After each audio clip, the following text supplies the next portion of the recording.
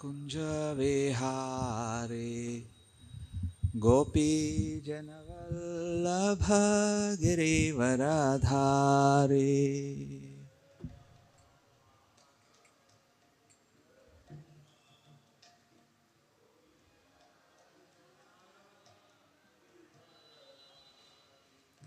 Jai Radha Madhav Kunj Vihari Gopi जनवल्लभ Girivardhari Jai Radha Kunj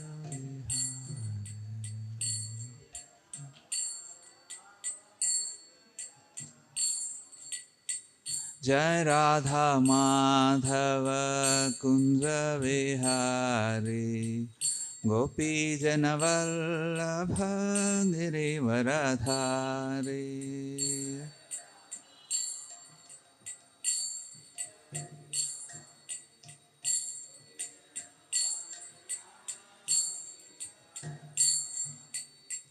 Yashodanandan Vraj जनरंजना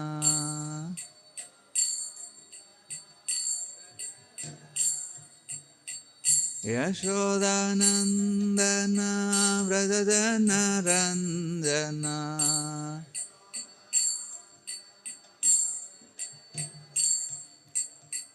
Yashodanandan Vraj जनरंजना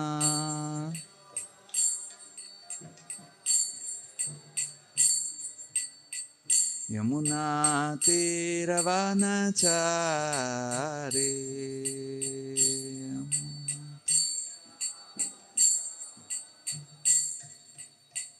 Yamuna तीरवनचारी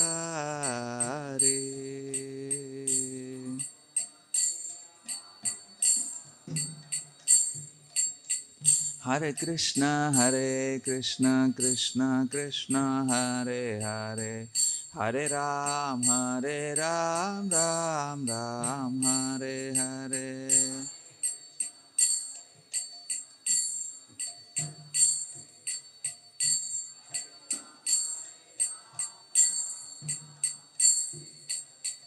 Hare Krishna Krishna Krishna Hare Hare Hare Ram Ram Hare Hare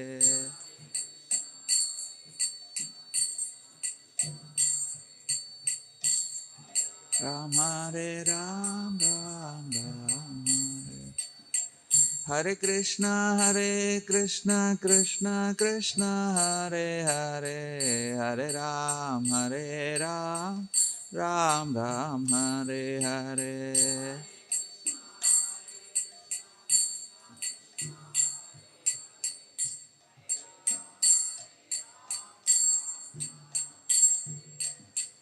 Hare Krishna Krishna Krishna Hare Hare Hare Ram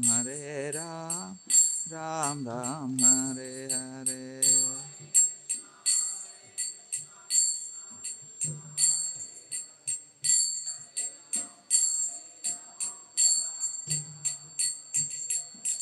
Jai Jagannath Swami Jai Jagannath Jai Baldeva Jai Subhadra Swami Jai Jagannath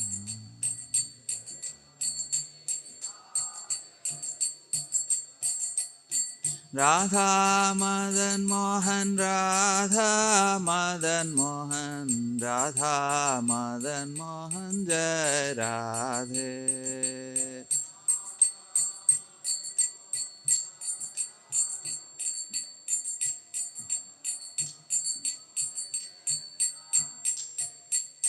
Gaur Nitai Jai Gaur Nitai Gaur Nitai Jai Gaur Nitai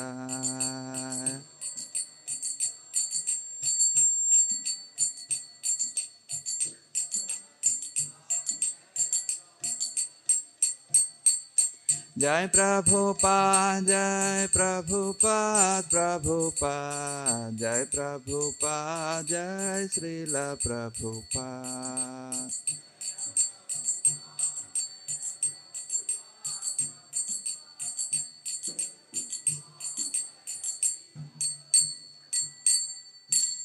Srila Prabhupada ki jai, Sri Sri Gaur Nitai ki jai, Sri Sri Radha Madan Mohan ki jai, Sri Sri Jagannath Baladev Subhadra Maharani ki jai, Sri Sri Lakshmi Nusum Bhakta Prahlad Maharaj ki jai, Vrindade Tulasi Maharani ki jai, Ganga Ma Yamuna Mai ki jai, Vrindavan Madhura Dham ki jai, Navdeep Mayapur Dham ki jai, Purushottam Kshetra Jagannath Puri Dham ki jai, Srila Prabhupada Transcendental Book Distribution ki jai, Srila Prabhupada ki jai. All glories to the assembled devotees, Hare Krishna. All glories to the assembled devotees, Hare Krishna. All glories to the assembled devotees, Hare Krishna. All glories, all glories, all glories to Sri Guru and Gauranga. Namo Vishnu Padaya Krishna Prashthaya Bhutale Srimate Bhakti Vedanta Swami Iti Namne. Om Namo Bhagavate Vasudevaya. Om Namo Bhagavate Vasudevaya. Om Namo Bhagavate Vasudevaya. Narayanam Namaskritya Naram Chaiva Narottamam Devim Saraswatim Vyasam Tato Jayam Udirayet Nashtaprayeshu Abhadreshu Nityam Bhagavata Sevaya Bhagavati Uttamaśloke Bhaktir Bhavati Naistiki. So today we are discussing verse 30th of chapter Maharaj Pruthus going back home. Chapter 23 of 4th canto. Itham bhutanubhavoso Itham bhutanubhavoso Pruthusa bhagavatamaha Pruthusa bhagavatamaha Kirtitam tasya charitam Kirtitam tasya charitam Uddama charitasyate Uddama charitasyate Itham bhutanubhavoso Pruthusa bhagavatamaha Kirtitam tasya charitam Uddama charitasyate.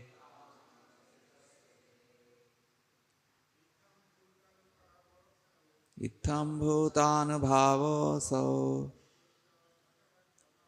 Pruthusa bhagavatamaha Kirtitam tasya charitam Uddama charitasyate. Itham bhutanubhavoso Pruthusa bhagavatamaha Kirtitam tasya charitam Uddama charitasyate. Anyone?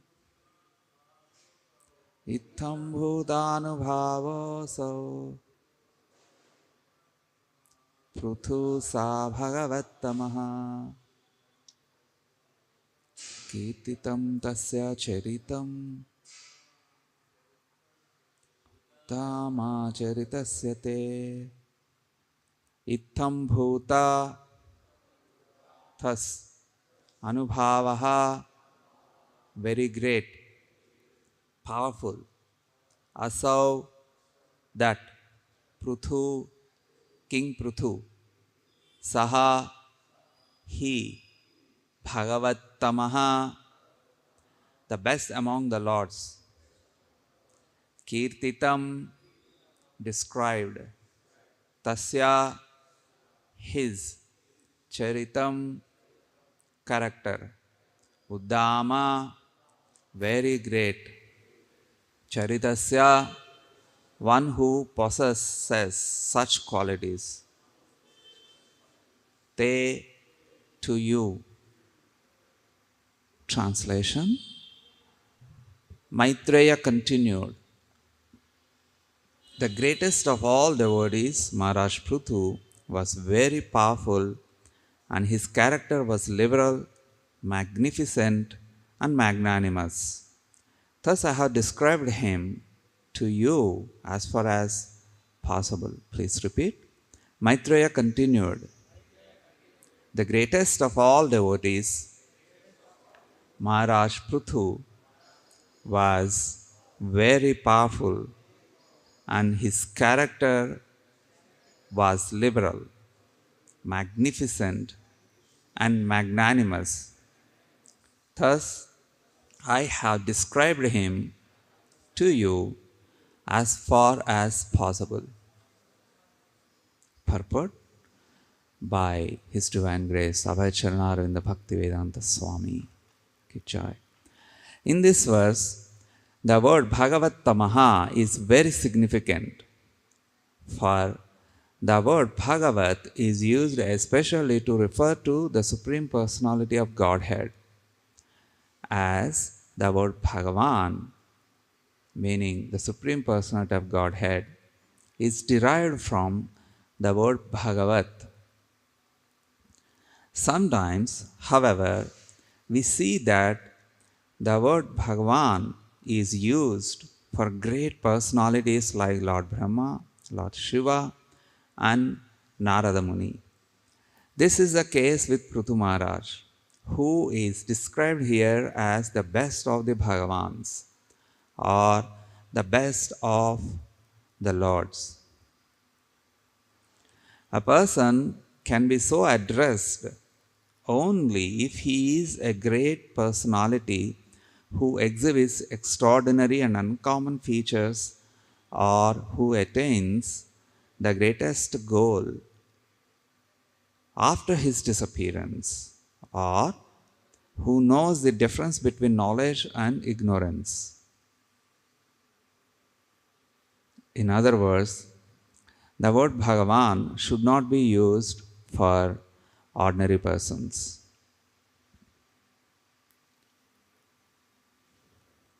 Om Ajnanatimrandhasya Jnananjana Shalakaya Chakshurunmilitam Yena Tasmai Shri Gurave Namaha. Shri Chaitanya Manobhishtam Sthapitam Yena Bhutale Swayam Rupa Kadamahyam Dadati Swapadantikam Mukam Karoti Vachalam Panghum Langhayate Girim Yatkrupatamaham Vande Shri Gurum Dinataranam. If anyone has a mercy of spiritual master, even he is dumb, he can speak many things. That's what Mukam Karoti Vachalam. Even if he is a lame person, he can climb even the tallest mountains. In other words, no matter whatever obstacles are presented by this world, there are many obstacles in our lives, right? No matter whatever the obstacles are, what type of obstacles are there, and whatever depth of the obstacles, no matter, but by the mercy of spiritual master, one can cross over them very, very easily. Very, very easily. Why it is so important, the relation to a spiritual person? Why is it so important? Because it will come. In this chapter, uh, in one of the verse, one of the very wonderful qualities of Prithu Maharaj was explained. He was a king. Not only king, he was emperor. It means the king of the entire world, Prithu.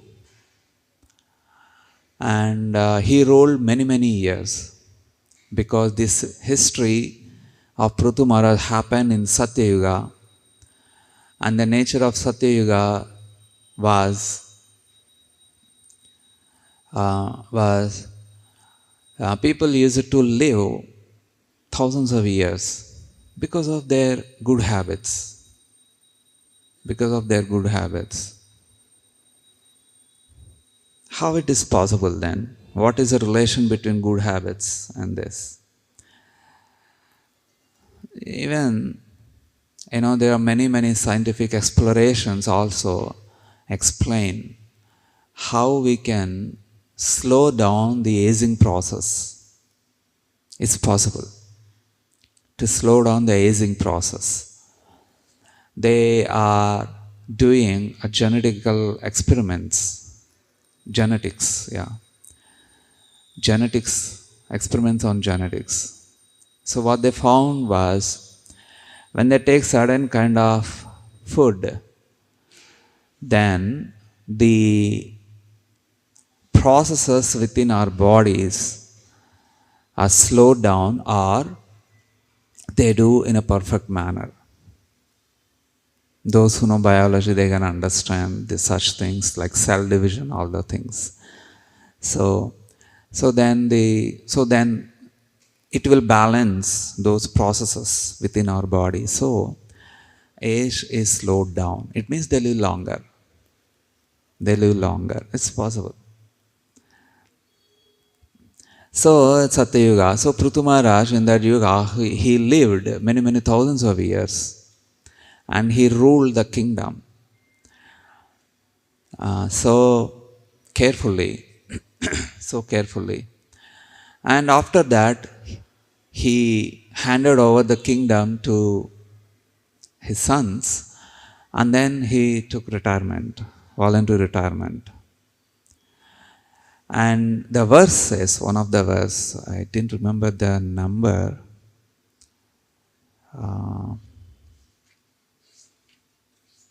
It is something like 9, 10.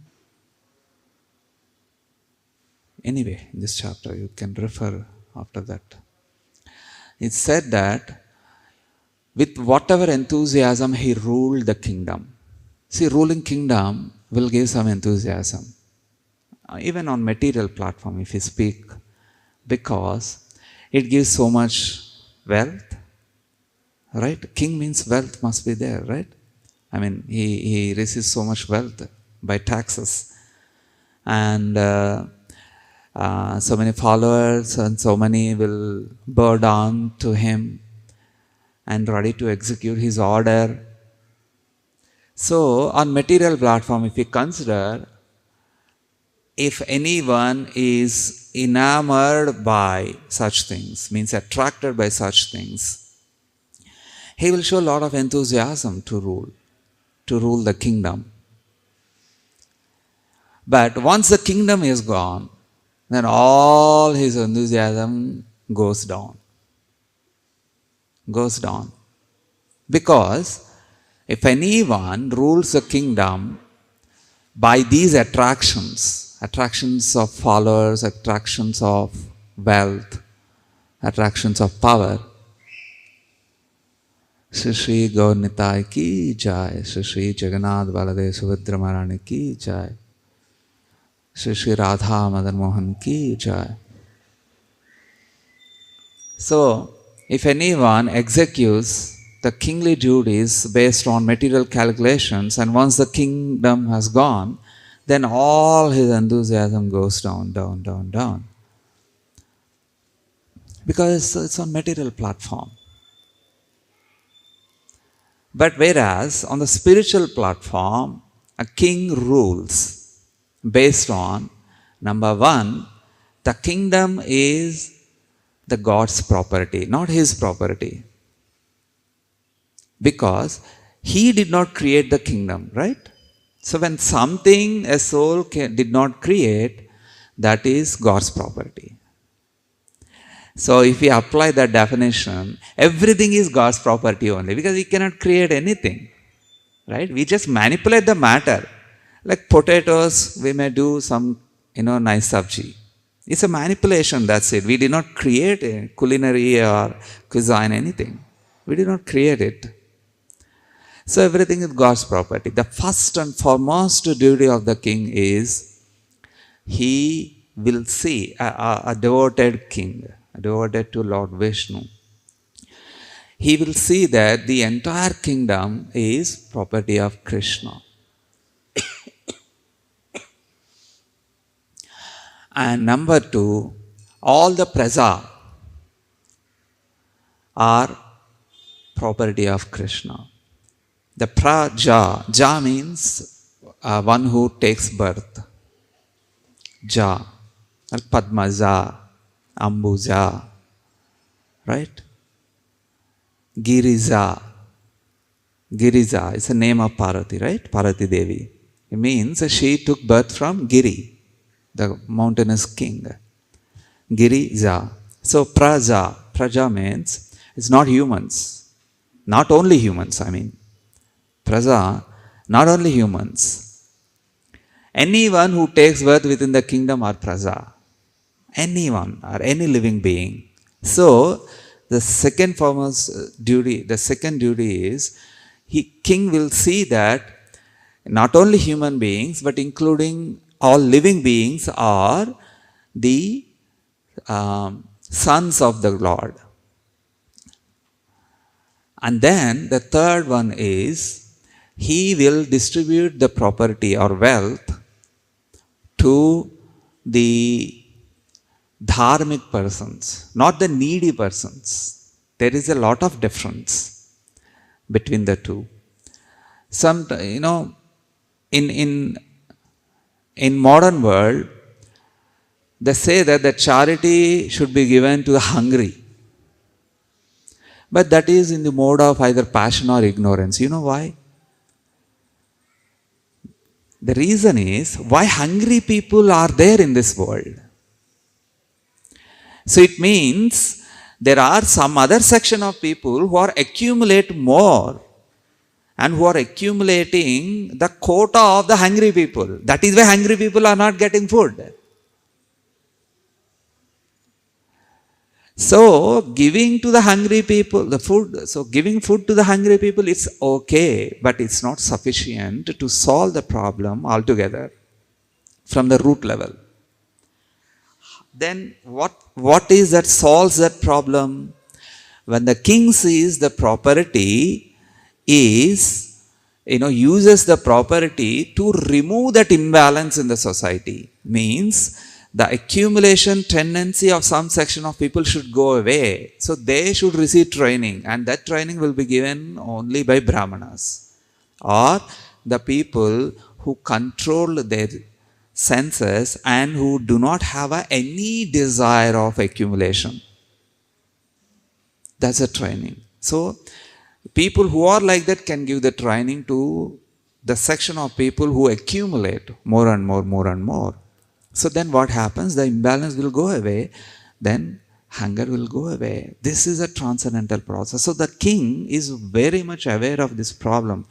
That is why all the tax in the form of food grains, whatever he gets, he redistributes throughout his kingdom.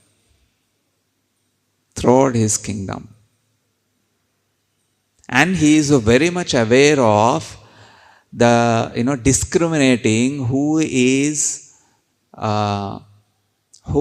cunning and who is helpful to the society. He is very much aware of that. So these are the certain parameters on which the king has to operate, and Prithu Maharaj was very much operating on that principle. So then what happens?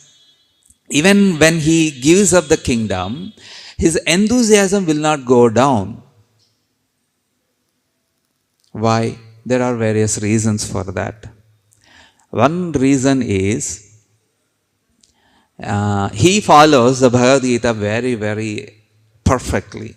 Where to follow, how to apply the principles, he is very, very expert.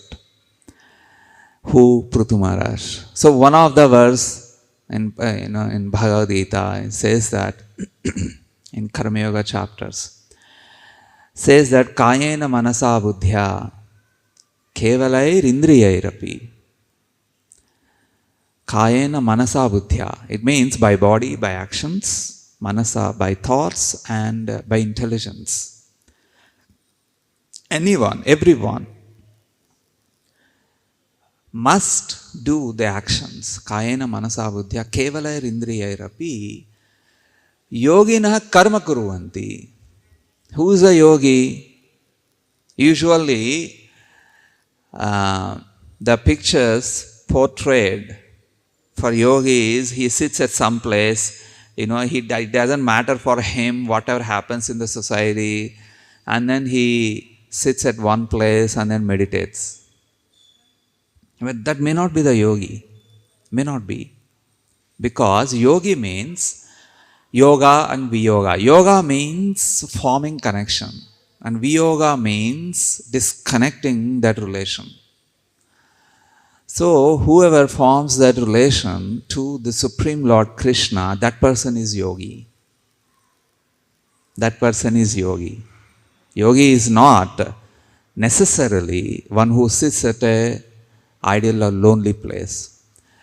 So, forming that connection is yogi. One who forms that connection is yogi, and the process by which the person acts is yoga. Yoga. So here, Kayena Manasa Buddhya Kevalair Indriyairapi Yogina Karma Kuruvanti.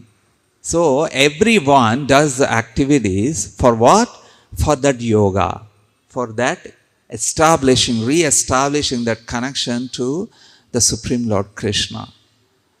Only for that purpose, anyone must do activities. Yogina karma kuruvanti sangam tektva atma suddhaye. It's a very, very deep sloka of Bhagavad Gita, has application throughout or every circumstances of our activities. It's a very, very deep and wider application this sloka has. Sangam tektva atma suddhaye. So it means one must do these activities and try to form the relation with Krishna with the mood of detachment from the other things. Detachment, usually people think detachment means giving up the family. No, one may give up family, but still one may be attached to the followers or other things which come by detachment. The results come by detachment. One may be attached to the results of detachment. So then that's not detachment. That's not detachment. So, then what is a real detachment? One should not use them for one's own gratificatory purposes. That's called detachment. So, Sangam Tektva Atma Suddhaye. That's called purification. So, for that purpose one should use. So, Prudumara. So, then whoever the person is on the roles of the society. Maybe a parent, so he should not use the children for his purposes. Maybe a teacher, so he should not use his students for his purposes. He may be a leader, he should not use his subjects for his purposes. And one may be a spiritual person, he should not try to create a kind of faith with which he can use or he can fulfill his own personal purposes. One should not do that. And then, what to speak of Guru, which is a very, very, the topmost elevated role in this society. What about then, what to speak of that? One should never use these things for one's own personal purposes. So, Prithu Maharaj was on that level not to use of his subjects, wealth, animals, followers, anyone, anything like that. So then what happens? When he gives up the kingdom, he followed or he could maintain the same enthusiasm to follow the Vanaprastha life. To follow the Vanaprastha life. Sometimes, just to see, sometimes I ask, some people or, my BV members, doing some menial service. And then, sometimes they don't show enthusiasm. And then, when they are given, leading position, and they show so much enthusiasm. Why? Same points, whatever we discuss. Leading means we will gain the follower subjects. We can show some dominance on them. Then that's the material. Then that person cannot do justice to the followers and cannot give devotion to the followers. If anyone dominate their subjects, cannot do. So, Prithu Maharaj was free from the free-to mentality. That is why he could maintain the enthusiasm, whether he was a king or he was a vanaprasthi in the forest. So this has a lot of application in our society. One should not be misguided by one's own mind that I will do only the leading roles like a manager or temple manager or temple president or higher positions. One should not be eager to do that. I mean, when service with a service mood is fine to do, but what happens? The free-to mentality creaks into the heart. If there is a small gap in the heart, it enters. And then it makes the person to spoil the entire, the position or the role that the person is playing. So then what happens? Rather than ascending, on devotional process, slowly, the descending, he will descend to the material pool. I mean, the purpose is defeated, right? The purpose that all of us, we enter, we have, different backgrounds, right? We are from, from many influential backgrounds in the society. But then why we have to give them up?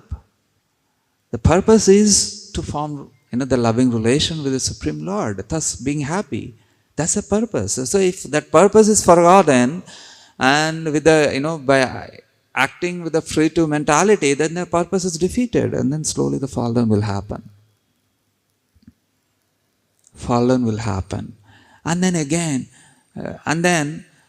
on doing spiritual activities, but with the free-to mentality, then it disturbs our life. And then we feel that, okay, devotional process may not be, I think it may not work. So one will, by danger, one will feel like that. It's a dangerous position. Because devotional process is a very pure process. A very pure process. Of all processes, Bhakti Yoga is the purest. Like Karma Yoga, Jnana Yoga, Dhyana Yoga, Ashtanga Yoga, different yoga, Sankhya Yoga. Of all different yogas, Bhakti Yoga is the purest. And other yogas cannot exist without Bhakti Yoga. I mean, a portion of Bhakti Yoga. Like Karma Yoga cannot exist without Bhakti Yoga process. Dhyana Yoga cannot. Ashtanga Yoga cannot. Sankhya Yoga cannot. They don't have their own existential position. But Bhakti Yoga can have their existential position. It can exist even without other yogas. So that's the supremacy of Bhakti Yoga. So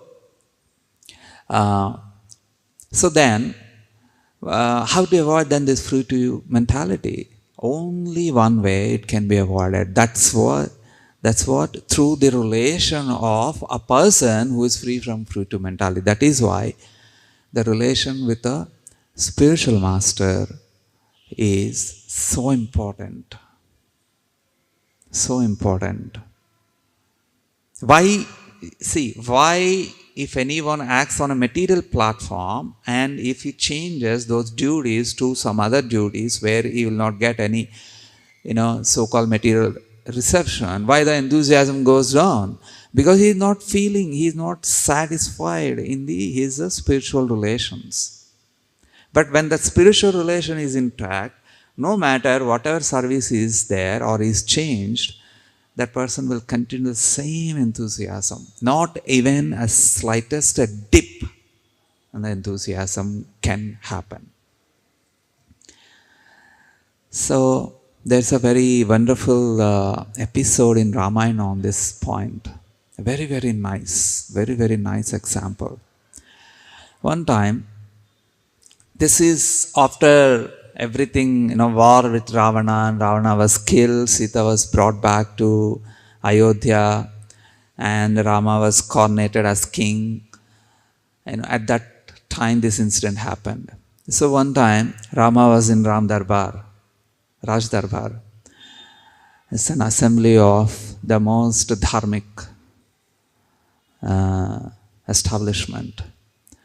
So Rama was very eager to meet the public, to see that if anyone has any complaints. And Lord Rama wanted to solve them personally. This is one of the aspects of Ramarajya. Ramarajya doesn't mean, so much material growth. That's not Ramarajya. Ramarajya has it takes a very longer time to understand what is actually Ramarajya.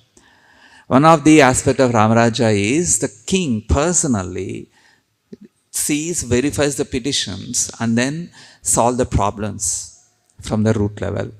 So Lord Rama asked Lakshmana, go and see anyone have any petitions, anyone are waiting outside the sabha at the palace with the petitions. And Lakshmana went outside and he didn't see anyone. He saw just one dog and he didn't see anyone. So he came back and he saw that, he told Rama that no one was there with petitions. And then, people, in the sabha, the people started glorifying Rama. See, Ramarajya, no one have any petition. No one has any, zero court cases. Just imagine, zero court cases. Nowadays, the court cases are, roughly like 2 crores or 3 crore court cases in the country. And they are piling up. Number of court cases are piling up. But see the Ramarajya, 0 court cases. And then Rama became very, very upset. You know why? He thought that, I cannot tolerate any complaint or any injustice to any citizen. Go and check back. If anyone is there, send him. And Lakshmana said that there was one dog waiting. It doesn't matter, whoever it is, send him inside. Send him inside. And then Lakshmana went back and they saw the dog, and then the dog was bleeding, from the head, bleeding. And then Lakshmana said that, who are you and why you are waiting here? I don't know why Lakshmana asked that question. We don't ask the dog that question, right? Because we know dogs cannot speak. But Lakshmana asked that question. It means he must have understood what the dog is. So dog started speaking. He said that I have some problem. I wanted to give a complaint to Lord Rama. Okay, welcome. So come inside and then you can make your complaint. And then dog, what dog said? I cannot come inside because by nature, I'm very low-born creature. I cannot come. If I enter, then that place is polluted. So I cannot enter a Brahmana's house. I cannot enter Rajya Sabha, king. And what to speak of the dharmic person? He is a dharma personified Lord Rama. I cannot come inside unless there is an exclusive permission of Rama to come inside. I cannot. And then Lakshmana asked Lord Rama, and then Rama said again, impatiently he said, no matter whoever it is, quickly send him inside. I wanted to do justice to the righteous. And then he went back outside, and then he said the same, and then the dog entered. And then he asked the dog, what happened? What is your problem? What is your problem? Then the dog says that, a very, very interesting point. He says, they are very much applicable to all the leaders. All the leaders, they are applicable. Not only king, but the dog addresses the king particularly.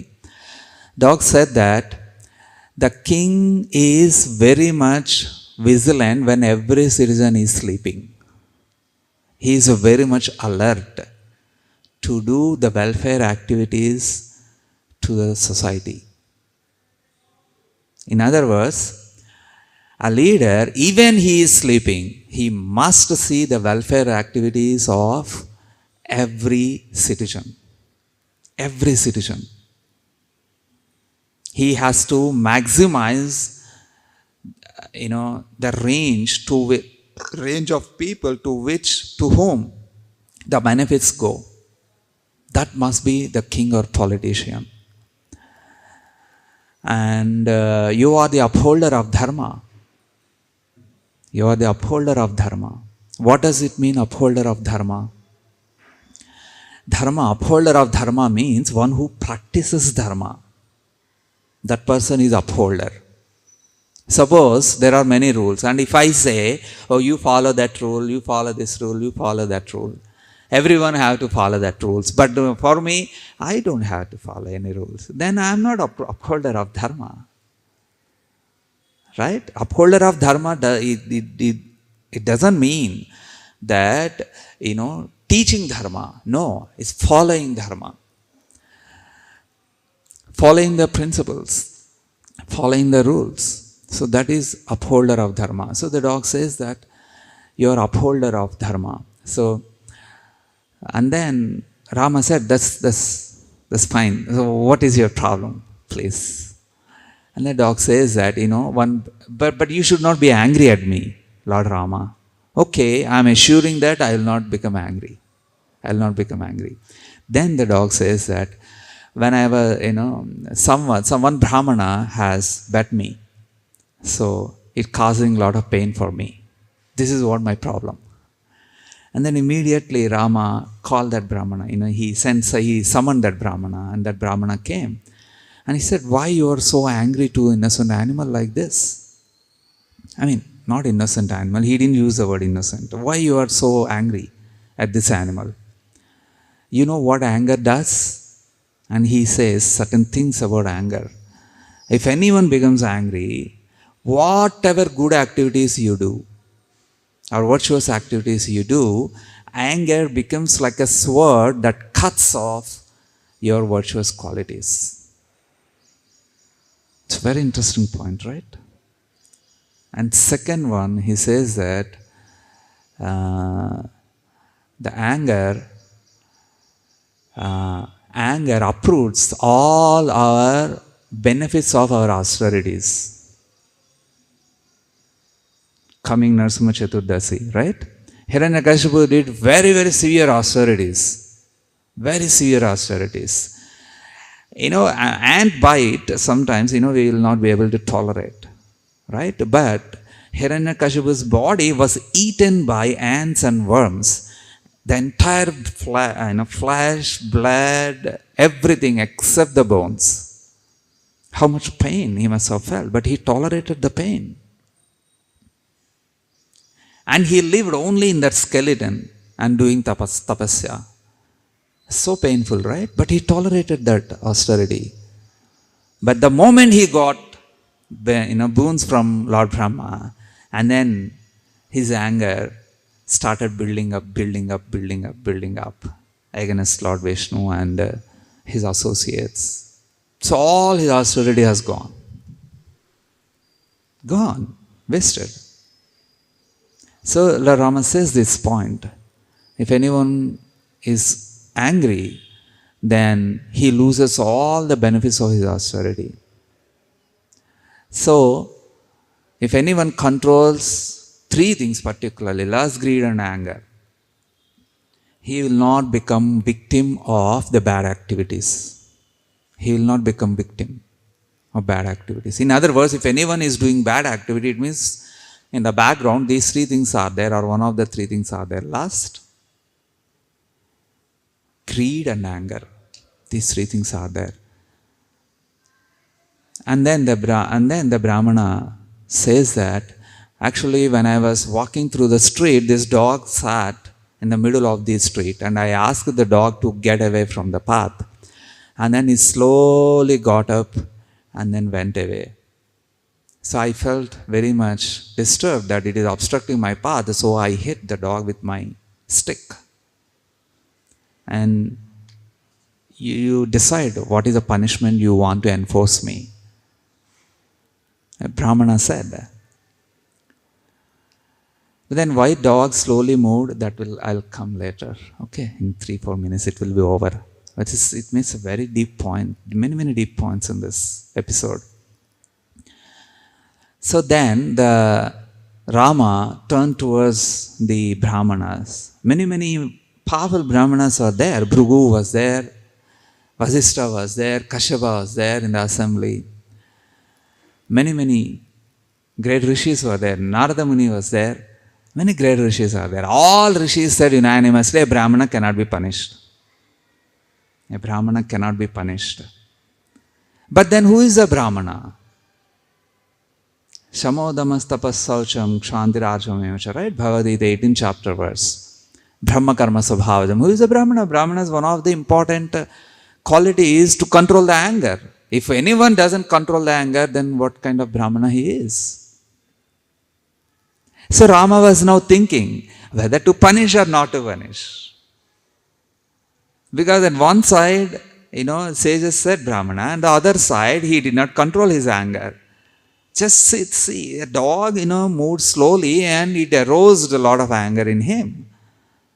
So tempered, highly tempered person. So then the dog said that, okay, then my dear Lord, do something then, if you will. Of course, the sages also said that this is what we propose, but ultimately you are the Supreme Lord, then you do whatever you wanted to do, that becomes dharma. The sages said that. So then Rama was thinking, and then the dog says that, do one thing, make this person as a leader for some province, Kalanjara province. Make him as a leader of that province. And then Brahmana became very happy. And then Rama said, okay, let it be. Because the complainant, made the suggestion. And then, but the sages wondered how it is punishment to him. How it is a punishment to him. And then Rama explained that anyone who is a leader and without controlling his senses, he will sure to mistreat the subjects or commit sins, and those sins will take care of him, meaning he will give punishments. There is no external punishment is required. No external punishment is required. And then the dog says that, by the inspiration of Super Soul, then the dog says that actually I was the king of that province once upon a time. I executed all the duties so meticulously, so carefully, but because of some unknown fault, I had to take this birth as dog. Now just, because, everything, I tried to control everything and did and executed my duties, but I took birth as a dog. Then what to speak of this Brahmana? He could not even control that anger, even that smallest level. And then what kind of mistakes he will do? Then he will definitely be doomed. And he will take many births, and he will suffer as a consequences of mistreating the people. So it's a perfect justice, right? Perfect justice. And then the dog disappears. Dog disappears, and then the dog did not take anything, any water or food, voluntarily to die. to end up dog's body. That is why the dog actually moved slowly. Not understanding it, because the dog decided, because by power, by some higher power, the dog could understand the previous life. And he understood, I have to end up this life very quickly. Because it's a dog life, cannot, mostly it's not possible in animal life to realize the God. Mostly it's not possible.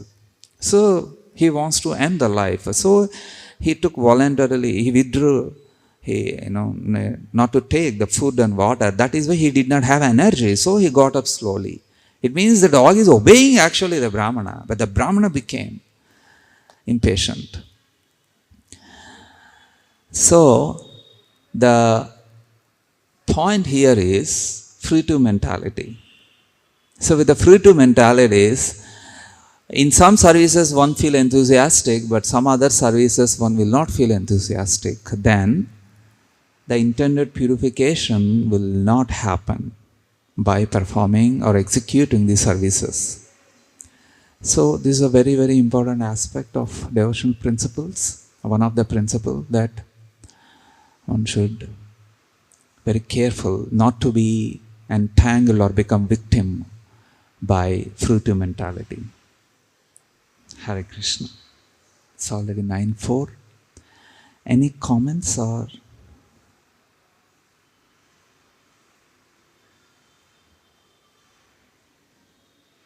No comments? No questions? Okay. Srila Prabhupada ki jai. Granthara Srimad Bhagavatam ki jai. Shri Ramayana ki jai.